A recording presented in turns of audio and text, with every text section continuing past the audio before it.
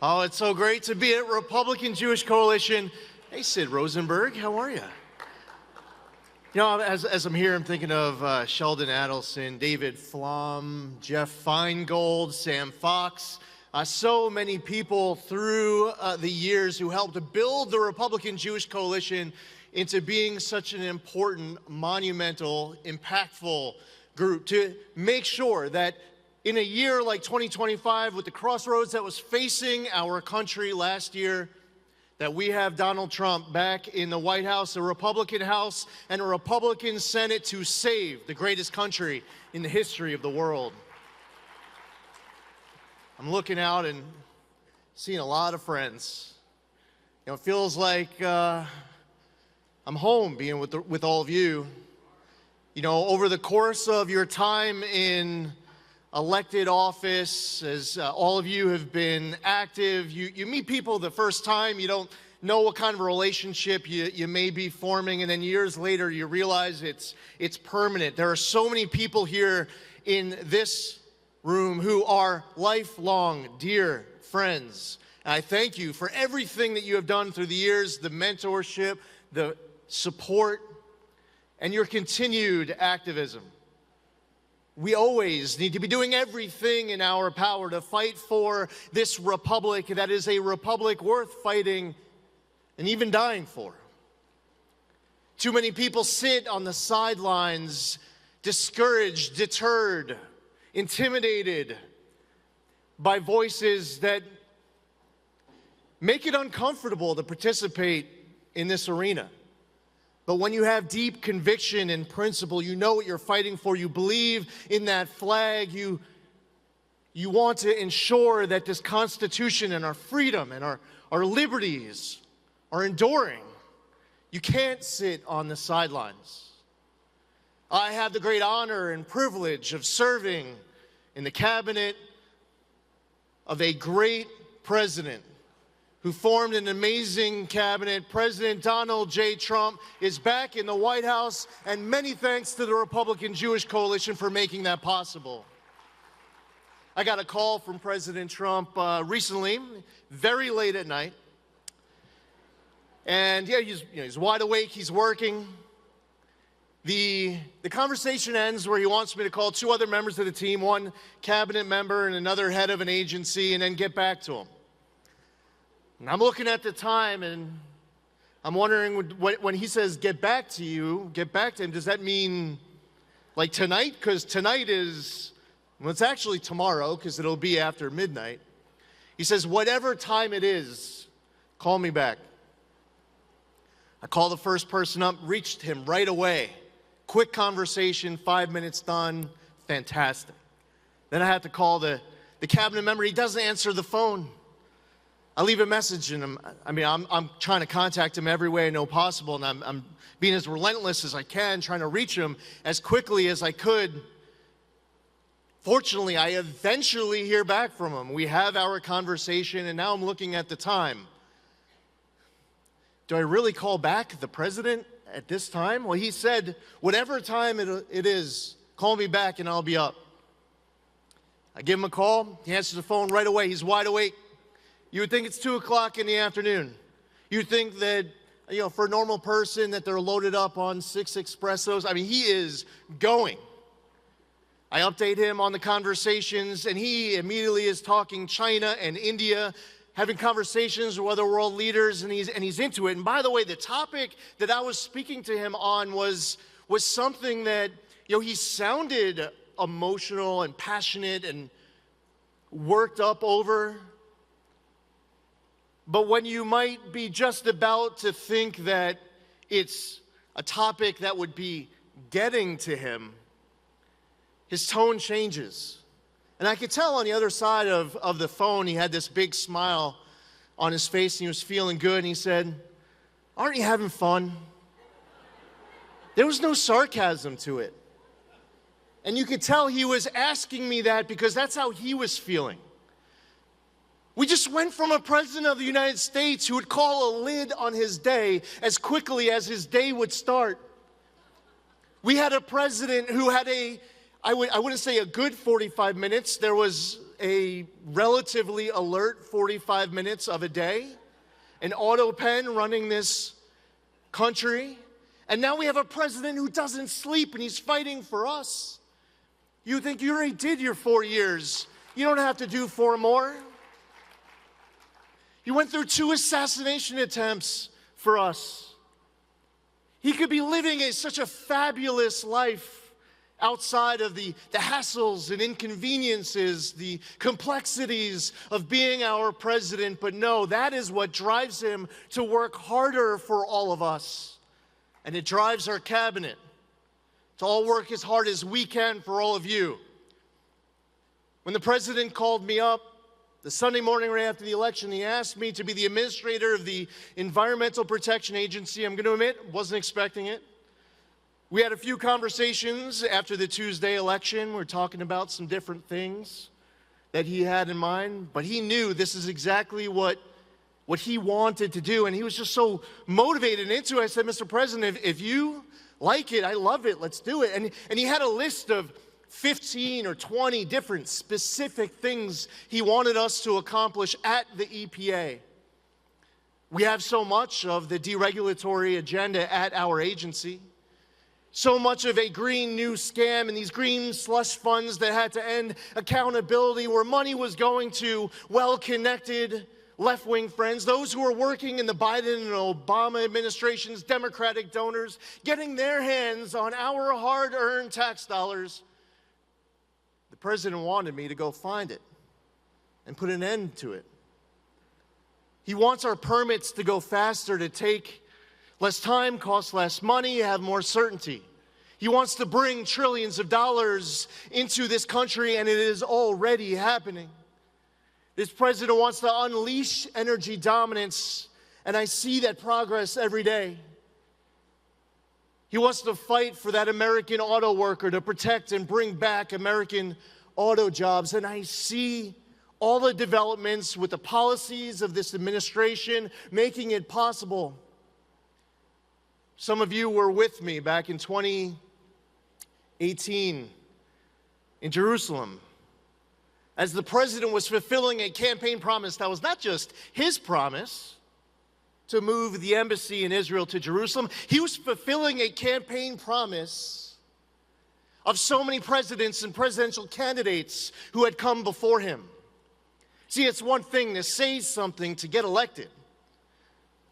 It's something else to deliver on those pledges, those commitments, to be able to keep your promise. And I remember waking up that morning, and the front cover of the Jerusalem Post, which I still have in my office, said, "Promises made, promises kept." There may not be any better slogan in politics than keeping your commitments that you make when earning that trust in the first place.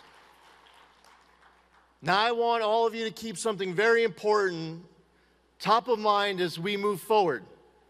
As we think of the link and the intersection between energy and the environment and our economy. See, what I have found is one of the starkest contrasts that exist between liberals and conservatives right now in America is that what I came into inheriting a Biden EPA that was coming out, they thought that in order to protect the environment, we had to suffocate entire sectors of our economy out of existence.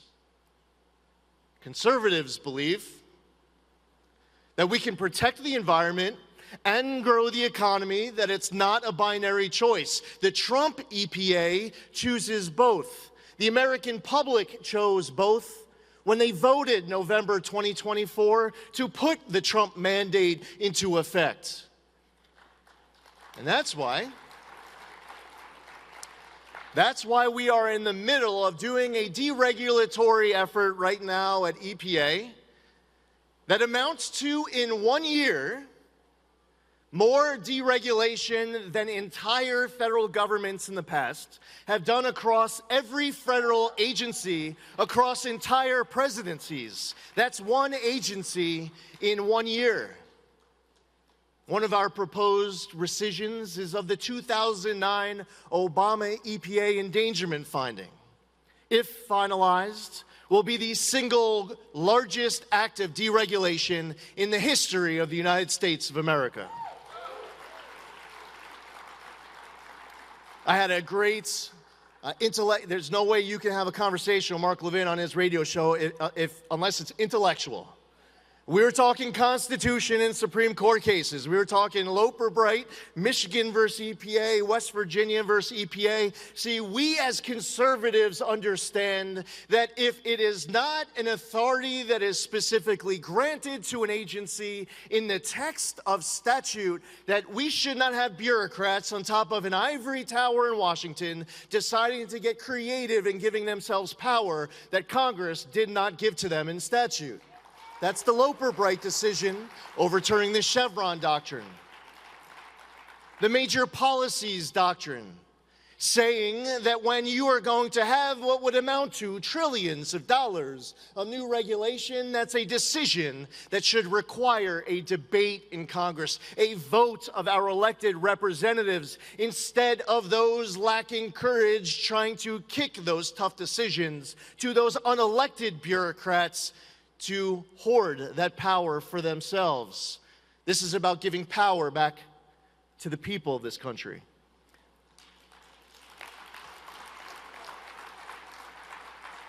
Now, the two best announcements that we have made this year, on the 100th day of President Trump's term in office, we released a list of our top 100 environmental accomplishments of those first 100 days. And on the 200th day of President Trump's term in office, we released a list of our next top 100 environmental accomplishments from those next 100 days. See, conservatives love our environment. We want to be good stewards of the environment. Go speak to hunters and fishermen. So much of America cherish our beautiful environment. They want cleaner, safer, healthier land, air, and water.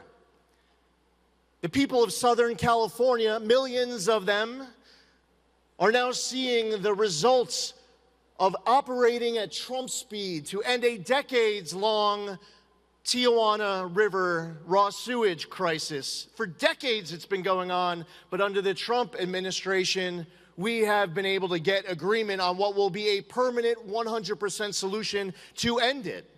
See, on Trump speed, just days before President Trump came into office, a terrible wildfire hit LA.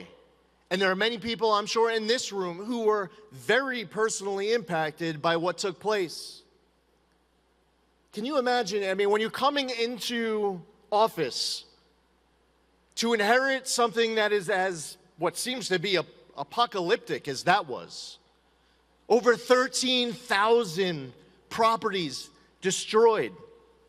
Incompetency at the state and local government that is mind-boggling. And President Trump came in, he signed an executive order right away, and he said, EPA, you have 30 days to complete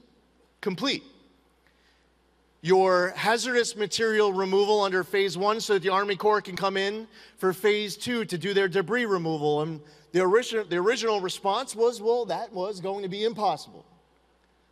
Well, enter President Trump. And when he says that this needs to get done in 30 days, that means that we will get it done and did get it done in 28 days. That's real environmental action and accomplishment. See, we can't complete our thought and our understanding of exactly what we inherited without looking at the ways through inefficiencies, and in many cases, I wouldn't say reckless, it was deliberate, in the way that your tax dollars were being wasted and abused, lit on fire, tens of billions of dollars that were going through an agency that didn't even know how to spend it. In the so-called Inflation Reduction Act, when it was President Biden and a Democratic Congress, they appropriated $27 billion to go through the EPA. Our annual operating budget is about $10 billion a year and going down. In 2024, EPA obligated and spent over $60 billion. Now, if you're wondering as you sit there, well, how much is the EPA costing us under the Trump administration? Well, I said our annual operating budget is about $10 billion. And so far this year, I have canceled over $29 billion worth of grants that were going through this agency. I mean, if you want to talk waste, I have examples for you of grants where the dollar was passing through 4 pass-throughs, where each of them were collecting their own cut to administer their portion of the pass-through. Think how diluted your dollar was. See, we watch the left when they have terms that they're using for organizing and they define it in a way that will build support. Words like environmental justice, climate justice, climate change.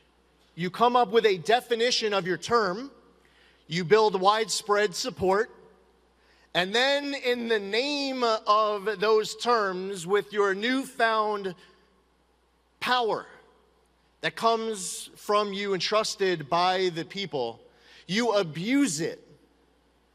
See, climate justice, in the name of that term, led to $50 billion going to a group called Climate Justice Alliance.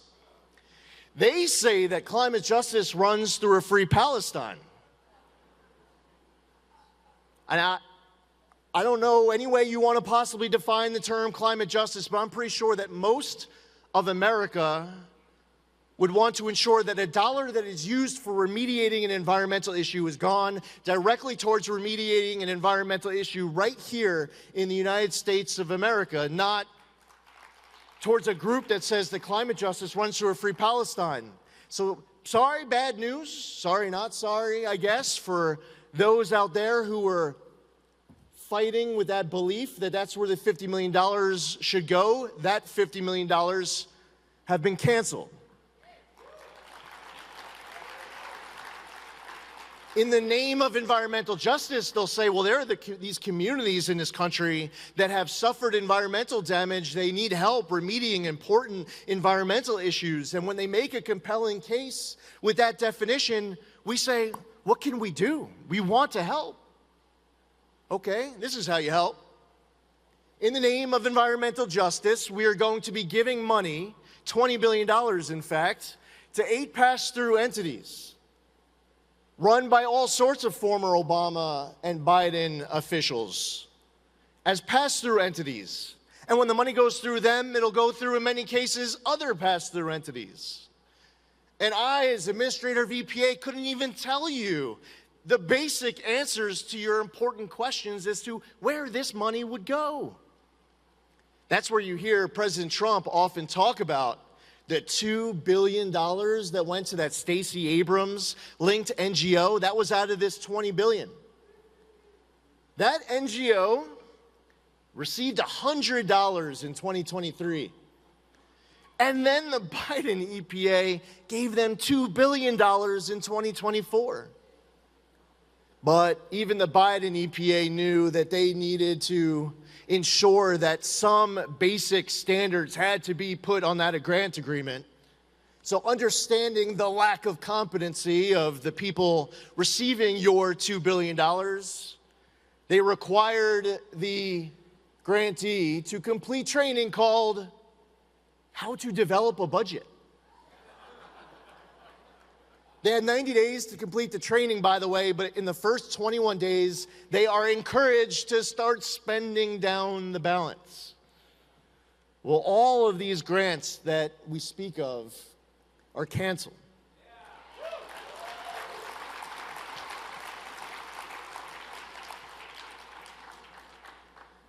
This is a room filled with passionate Jewish Republicans, American Jews. And there's so much at any given time that motivates us to want to do everything in our power to be fighting for this country that we love. I didn't think the day after the election that I'd be spending 2025 as administrator of EPA. And I found out soon that that's exactly what President Trump wanted. And I said to him, if you like it, I love it. We're all answering a call in our own ways. And if we needed any reminder of what's at stake, we reflect on what happened September 10th. Assassinating my friend Charlie Kirk. We have to be realistic at what the other side is willing to do with their vision of where they want to take this country. But this group, filled with people who I can vouch for as my friends, many of you my friends for life, as we enjoy our time here, I guess with a little bit of inspiration, knowing that right next door at the Sphere they're playing Wizard of Oz, it feels like home when you come to the RJC here for this meeting. And as we think of Zeldin, and David Flom, and Jeff Feingold, and Sam Fox, and all those came before us, we are reminded why there's nowhere more important for all of us to be than right here, right now, being active in an amazing, legendary organization that will continue to grow stronger because of all of us stepping up and knowing what we are up against in this fight, in the way the other side organizes, the way the other side right now, in ways that they haven't even done in the not too distant past, are willing to go the lengths that they're willing to go to fight for their cause that they believe, but because our cause of freedom and liberty, of a country that is the greatest country in the history of the world. The Republican Jewish coalition will remain strong, and because of that, the United States of America will always have a better chance of being stronger with the days and the years and the decades and the generations and the centuries that are ahead. As we enter into America 250,